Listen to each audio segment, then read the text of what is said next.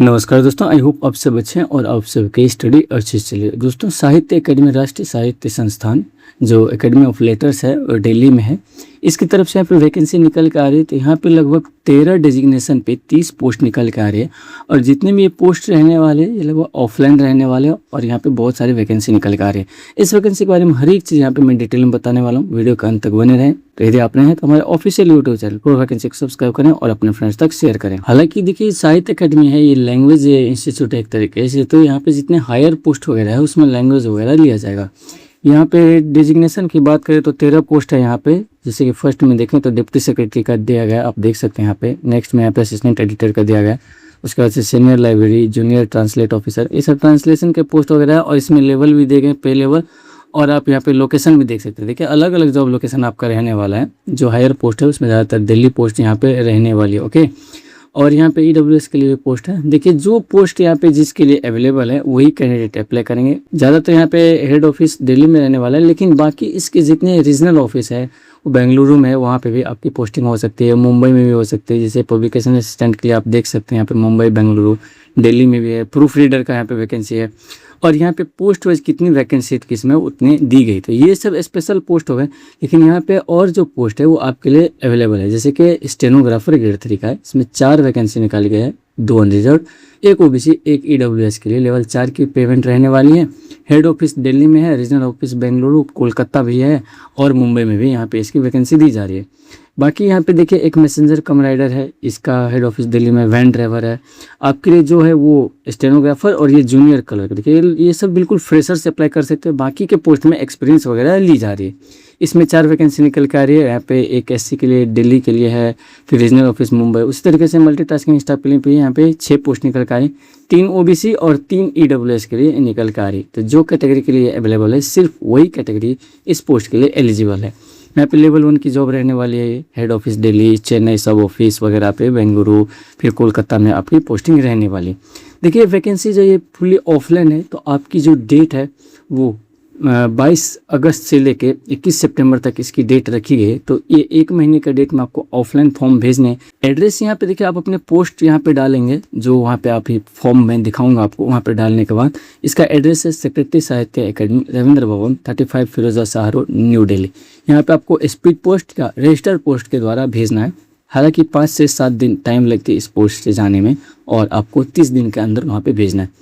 Application fee की बात करें तो लेवल 10 और 11 की जो कैटेगरी वाइज यहाँ पे फ़ी दी गई है वैकेंसी के लिए, वो अनरिजर्व ओबीसी के लिए 1000, एससी एसटी और वोमेन के लिए 500, ईडब्ल्यूएस और पीडब्ल्यू के लिए ये फ़ी नील रखी गई है। सेम उसी प्रकार से यहाँ पे भी दी गई 800 unreserve OBC, SC ST women के लिए 500 और ईडब्ल्यूएस और पीडब्ल्यूडी के लिए ये नील रखी गई है।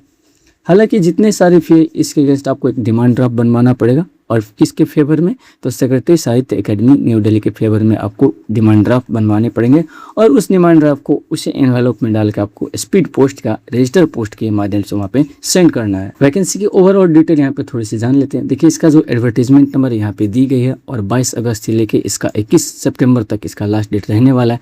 लगभग यहाँ पे 13 डेजिग्नेशन है और 30 वैकेंसी निकल के आ रही इस पर, और एडवर्टीजमेंट की डेट जब से आई तभी से ये फॉर्म अप्लाई होना शुरू हो गया।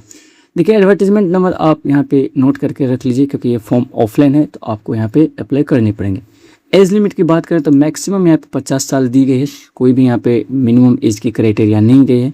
बाकी यदि और भी एज रिलैक्सेशन चाहता है तो गवर्नमेंट ऑफ इंडिया के नॉर्म्स के हिसाब से ही आपको और भी यहाँ पे रिजर्वेशन मिलेगी। लास्ट डेट इसका 21 सितंबर 2026 तक रहने वाले। 30 दिन की आपको टेन्योर मिलेगा अप्लाई करने के लिए। जॉब लोकेशन की बात करते हैं, हेड ऑफिस दिल्ली में, रीजनल ऑफिस मुंबई, कोलकाता, बेंगलुरु और सब ऑफिस चेन्नई में आपकी जॉब लग सकती है। ऑफिशियल वेबसाइट जो यहाँ पे आप देख रहे हैं, यहाँ से जाके आपको पीडीएफ मिलेगी। आप अपने पोस्ट के अनुकूल उस पीडीएफ को भरेंगे और अप्लाई करेंगे। देखिए, यहाँ पे किस पोस्ट में कितने यहाँ पे पोस्ट वैकेंसी निकल कर रहे हैं यहाँ पे दिया गया है। टोटल 13 यहाँ पे डेजिग्नेशन है, जहाँ पे 30 वैकेंसी निकल कर रहे हैं। तो आप एक बार इसको ध्यान से देख लीजिए वीडियो को पॉज करके। पोस्ट के हिसाब से आपका जॉब लोकेशन भी यहाँ पे दिया गया है, जो प्लेस ऑफ पोस्टिंग रहेगी, और कैटेगरी के हिसाब से भी दिया गया है किस कैटेगरी में कहाँ पे कितनी वैकेंसी रहने वाली है। तो आप यहाँ पे देख लीजिए। एज एग्जांपल मैं यहाँ पे जूनियर कलर का बता देता हूँ कि जूनियर कलर का देखिए, ओबीसी के लिए 1 है, कहाँ पे, सब ऑफिस चेन्नई के लिए, एससी के लिए 1 है और एसटी के लिए हेड ऑफिस दिल्ली में रहने वाले है, ईडब्ल्यूएस के लिए 1 है, रीजनल ऑफिस मुंबई में पोस्ट रहने वाले आपके। वहीं पे मल्टीटास्किंग स्टाफ के लिए देखिए, ओबीसी के लिए यहाँ पे 3 है और उसकी जो डिजिग्नेशन के साथ जॉब का लोकेशन है वो यहाँ पे दिए गए हैं। अब यहाँ पे हम लोग पोस्ट के अनुकूल एजुकेशनल क्वालिफिकेशन देख लेते हैं। डिप्टी सेक्रेटरी ये कि लेवल 11 का ये पोस्ट रहने वाला है। इसमें मास्टर डिग्री के साथ साथ 7 साल का एक्सपीरियंस लिया जा रहा है इसमें। उसी तरीके से एडमिनिस्ट्रेटर एडिटर का भी है, तो ये लेवल 10 का है। इसमें भी 5 साल का एक्सपीरियंस लिया जा रहा है पीजी डिग्री के साथ साथ, मास्टर डिग्री के साथ साथ। लाइब्रेरी इन्फॉर्मेशन के लिए भी लाइब्रेरी साइंस चाहिए और 5 साल का एक्सपीरियंस चाहिए, लेवल 6 का रहने वाला है। जूनियर ट्रांसलेटर ऑफिसर के लिए यहाँ पे 3 साल का एक्सपीरियंस ग्रेजुएट या मास्टर डिग्री सब्जेक्ट में होनी चाहिए, हिंदी या इंग्लिश में। टेक्निकल असिस्टेंट के लेवल 6 का रहने वाला है, ग्रेजुएट इक्विवेलेंट चाहिए, लेकिन 5 साल का यहाँ पे एक्सपीरियंस चाहिए टेक्निकल असिस्टेंट के लिए। प्रोग्राम असिस्टेंट के लिए देखिए यहाँ पे 5 साल का एक्सपीरियंस लिया जा रहा है।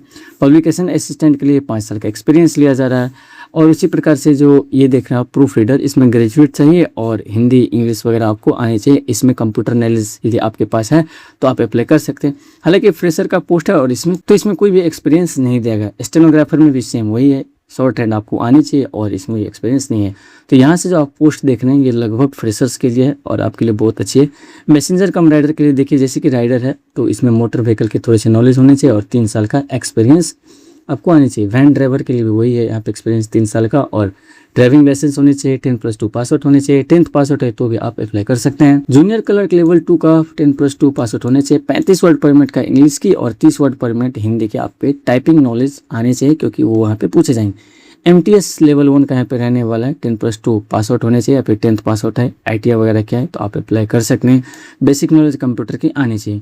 सैलरी की बात करें तो देखिए सैलरी 7th CPC लागू होगी आपकी, लेवल 1 से लेकर लेवल 11 तक इसकी सैलरी रहने वाली है।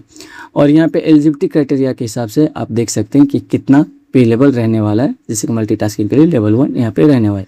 एप्लीकेशन फ़ी यहाँ पे मैंने ऑलरेडी आपको बता दिया, फिर भी आप देख लीजिए। ध्यान रखिए PWD कैटेगरी के लिए ये फ़ी नील रखी है।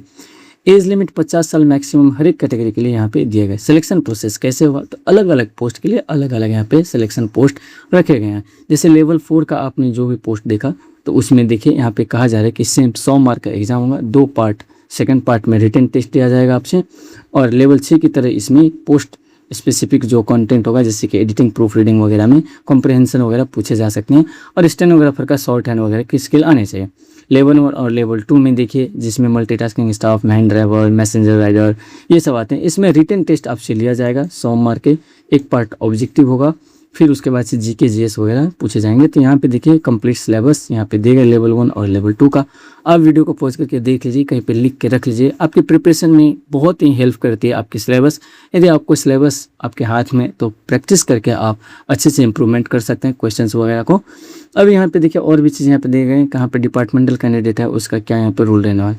अप्लाई करने के लिए सबसे पहले आपको इस वेबसाइट पे जाना है, वहाँ से आपको फॉर्म का जो परफॉर्म है वो डाउनलोड करना है, पासपोर्ट साइज का फोटोग्राफ वगैरह वहाँ पे चिपकाना है, पोस्ट का नाम लिखना है और उसको भेज देना इस एड्रेस पे। यहाँ पे एड्रेस देखिए और इसको नोट करके रख लीजिए। अब इंश्योर कर लीजिए कि आपका लास्ट डेट 21 सितंबर से पहले ये फॉर्म वहाँ पे पहुँच जाए। यदि लेट होती है तो फॉर्म रिजेक्ट हो जाएगी, तो लास्ट डेट से लगभग 10 दिन पहले आप फॉर्म यहाँ पे भेज दीजिए। डॉक्यूमेंट देखिए यहाँ पे क्या क्या लगने वाला है, सारी लिस्ट यहाँ पे मैंने बना के देंगी। जैसे कि self attested passport size photograph, देखिए आप लोग सेल्फ अटेस्टेड करते नहीं है और फॉर्म रिजेक्ट हो जाता है, तो ये ध्यान में रखिएगा कि आपके फोटोग्राफ सारे सेल्फ अटेस्टेड होने चाहिए, डॉक्यूमेंट्स वगैरह भी सारे सेल्फ अटेस्टेड होने चाहिए, एक्सपीरियंस सर्टिफिकेट, आपके कैटेगरी सर्टिफिकेट जो भी है सारे सेल्फ अटेस्टेड होने चाहिए। NOC वगैरह आप दीजिए यहाँ पे, बाकी जो सर्टिफिकेट है वो दीजिए।